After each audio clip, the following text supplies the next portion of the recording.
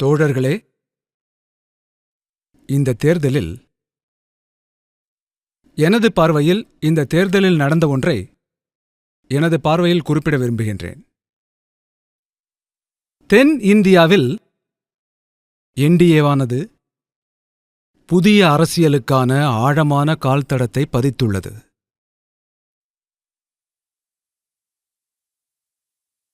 இப்போது கர்நாடகா மற்றும் தெலுங்கானாவை பாருங்கள்.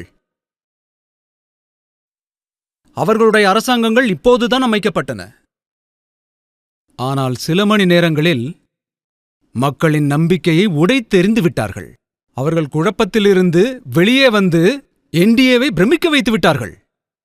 கர்நாடகா மற்றும் தெலுங்கானா இரண்டிலுமே.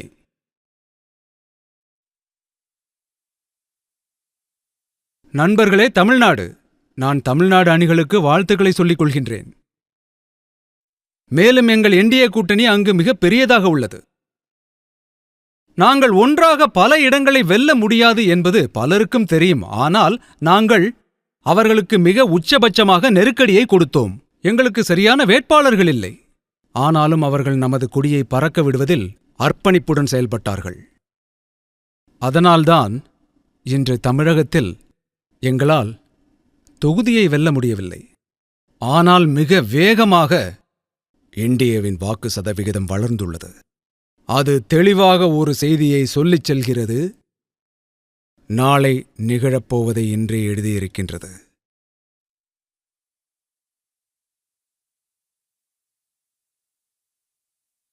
தோழர்களே, அது புதுச்சேரியோ அல்லது கேரளாவோ, கேரளா, நமது நூற்றுக்கணக்கான ஆட்கள் பலியாகி உள்ளனர். அது யுடிஎஃப் ஆக இருந்தாலும் சரி, எல்டிஎஃப் ஆக இருந்தாலும் சரி.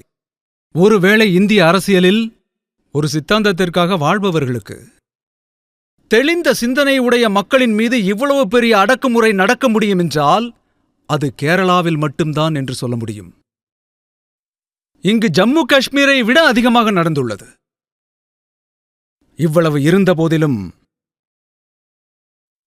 வெற்றியை எங்கும் காண முடியவில்லை. எவ்வளவு நடந்தாலும் அவர்கள் உழைப்பின் உச்சத்திலிருந்து பின்வாங்கவே இல்லை. தலைமுறைகளாக தியாகம் செய்தார்கள், தலைமுறைகளாக. அதன் பிறகு இன்று முதன்முறையாக நமது பாராளுமன்ற பிரதிநிதி கேரளாவிலிருந்து வந்துவிட்டார்.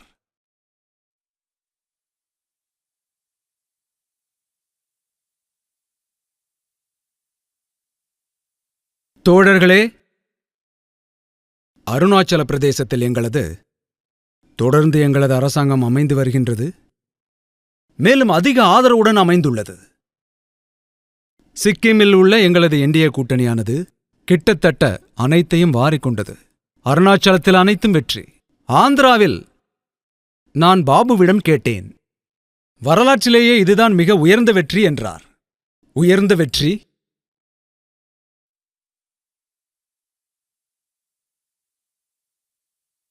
இங்கே நீங்கள் பார்க்கிறீர்களே பவன், இது பவன் அல்ல, புயல்.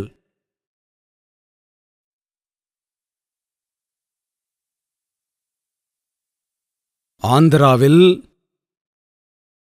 எங்களுக்கு மிகப்பெரிய தனித்துவத்தை கொடுத்துவிட்டது. இந்தியாவின் வளர்ச்சியானது ஒவ்வொரு சாதாரண மனிதனின் மனதிலும் உயிருள்ள ஆசையாக உள்ளது. இதுவே அதன் பிரதிபலிப்பு.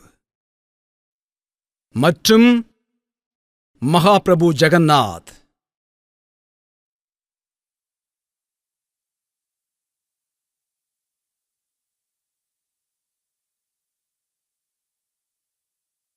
நான் அதனை முழுமையாக அனுபவித்திருக்கின்றேன். நான் எப்போதும் பல உருவங்களில் கடவுள் இருப்பதாக நம்புகின்றேன்.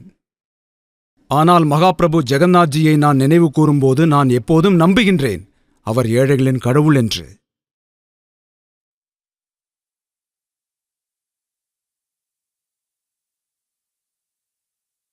இதன் காரணமாக அற்புதமான முடிவுகள் எல்லாம் வெளிவந்தது. நான் இதை ஒரு புரட்சியாகவே பார்க்கின்றேன்.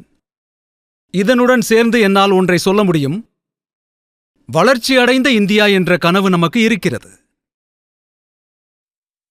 வரக்கூடிய 25 ஆண்டுகள், முன்பு 10 ஆண்டுகள் என்று கூறியிருந்தேன், இப்போது சொல்கிறேன் 25 வருடங்கள். வரப்போகும் 25 ஆண்டுகளில் மகாபிரபு ஜெகநாத்ஜியின் அருளினால் ஒடிசா நம் நாட்டின் வளர்ச்சி பயணத்தின் வளர்ச்சி இயந்திரமாக இருக்கும்.